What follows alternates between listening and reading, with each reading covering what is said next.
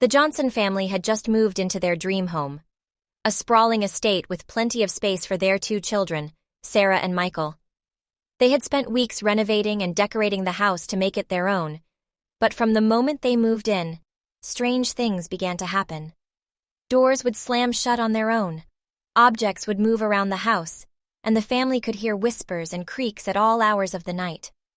At first, they tried to ignore it, thinking it was just their imagination playing tricks on them. But as the days went on, the activity only grew more intense.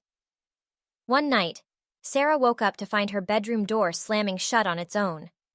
She tried to open it, but it wouldn't budge. Suddenly, she heard a voice whispering her name. She screamed for her parents, and they rushed into her room, but they could see nothing out of the ordinary. As the days went by, the strange occurrences continued, and Sarah's behavior became increasingly erratic. She would speak in a voice that was not her own, and sometimes she would even levitate off the ground. The Johnsons knew that they had to take action to save their daughter from whatever was haunting their home. They called in a renowned paranormal investigator, Dr. Reginald Graves, who immediately set to work. He found that the house was indeed haunted by a powerful poltergeist, one that had been lurking in the shadows since long before the Johnsons moved in. Dr. Graves warned the family that the poltergeist was becoming more violent and aggressive every day, and they needed to take immediate action to protect themselves and their daughter. He suggested a powerful ritual that would create a protective circle around Sarah and keep the poltergeist at bay.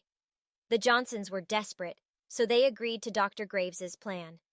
They spent hours gathering the materials they needed for the ritual, and when they were ready, they gathered around Sarah's bed and began to chant. As they chanted, the room grew colder and darker, and a powerful wind began to blow. The candles flickered and went out, and the family could hear a low growling sound coming from the corners of the room. But they persisted, their voices growing louder and stronger with each passing moment. Suddenly, a blinding light filled the room, and the growling sound turned into a deafening roar. The Johnsons could see the outline of the poltergeist, a dark and malevolent presence that had been lurking in the shadows. But they stood firm, continuing their chant as the light grew brighter and brighter. Finally, with a sound like thunder, the poltergeist was vanquished, and the room was filled with an eerie silence. The Johnsons knew that they had saved their daughter, and they were grateful to Dr. Graves for his help.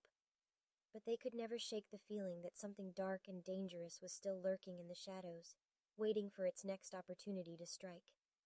They left the house, determined to never return, but they knew that the memory of that night would haunt them for the rest of their lives.